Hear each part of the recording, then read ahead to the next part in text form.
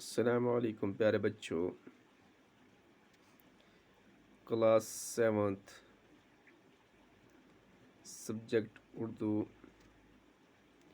اور سبق جو ہم پڑھ رہے ہیں وہ نظم ہے، اور جس نظم کا نام ہے ہمارا وطن۔ تو پیارے بچوں، آج ہم یہاں سے شروع کریں گے۔ یہ سرسبز جنگل کے لہکتے ہوئے، یہ باغوں کے منظر مہکتے ہوئے، لہکتا مہکتا ہمارا وطن، ہمارا وطن، پیارا پیارا وطن۔ بہاریں ہیں باغوں پہ چھائی ہوئی، گٹائی ہیں کیا رنگ لائی ہوئی، خوشی سے ہے بھرپور سارا وطن، ہمارا وطن، پیارا پیارا وطن۔ کسی سے نہیں اتنی الفت ہمیں، ہے جتنی وطن سے محبت ہمیں، ہمیں جان و دل سے ہے پیارا وطن، ہمارا وطن، پیارا پیارا وطن۔ تو پیارے بچوں، یہ نظم جو ہے یہ اپنے وطن کے بارے میں ہے کہ انسان کو اپنا وطن جو ہے بہت ہی عزیز ہونا چاہیے، بہت ہی پیارا ہونا چاہیے، اور ہمیں اپنے وطن سے اپنے ملک سے کیا کرنا چاہیے، پیار کرنا چاہیے۔ تو یہاں پر شاعر جو کہتا ہے پہلے بند میں، یہ سرسبز جنگل لہکتے ہوئے، کہ ہمارے وطن کے جو جنگلات ہیں بالکل ہریالے ہیں، سرسبز ہیں، لہکتے ہیں، یہ باغوں کے منظر مہکتے ہوئے، اور جو باغ ہیں ہمارے وطن کے وہ بھی مہکتے ہیں، ان کے اندر سے بھی کیا آتی ہے؟ خوشبو آتی ہے۔ مہکتے ہونا ہو گیا خوشبو آنا۔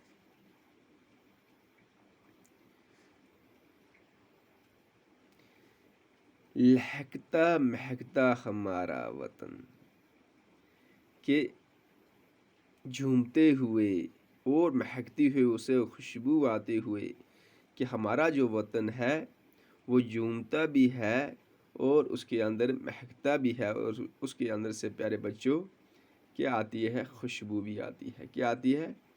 خوشبو آتی ہے۔ کیا آتی ہے؟ خوشبو۔ لہکتا، لہکتا ہو گیا پیارے بچوں جھومنا، مہکتا ہو گیا خوشبو۔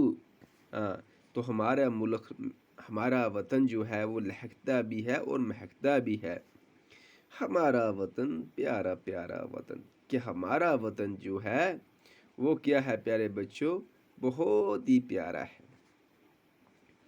بہاریں ہیں باغوں پہ چھائی ہوئی، گٹائیں ہیں کیا رنگ لائی ہوئی، کہ ہمارے باغوں پہ اوپر بہاریں چھائی ہوئی ہیں، ہمارے باغ جو ہیں وہ پھل رہے ہیں، وہ پھول رہے ہیں،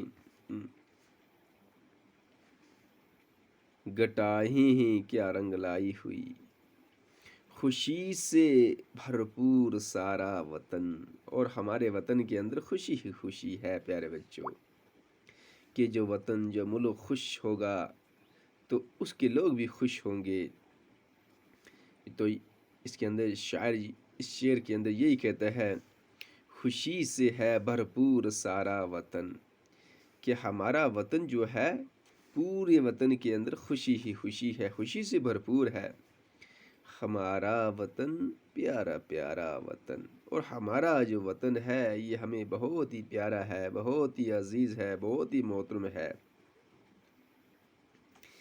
کسی سے نہیں اتنی الفت ہمیں، پیارے بچوں الفت ہوگی محبت، الفت کیا ہو گیا؟ محبت، کہ ہمیں اتنی محبت اور کسی سے نہیں ہے جتنی محبت ہمیں کس سے ہے؟